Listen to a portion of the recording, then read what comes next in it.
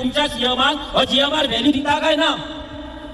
तुमच्या या लेटरान clear cut बरयला सीएमाच्या मिटिंगेक की सगळ्यांक घेऊन शी वॉरियर्स हांगा आसा त्यांचे रिप्रेझेंटेशन मागीर परते पंचायतीचे रिप्रेझेंटेशन हे सगळ्यांक घेऊन फी हायक जातली काय ना आणि बाकीच्या विशयांचेर डिस्कशन जातले म्हणून हे डिस्कशन कित्याक जावना?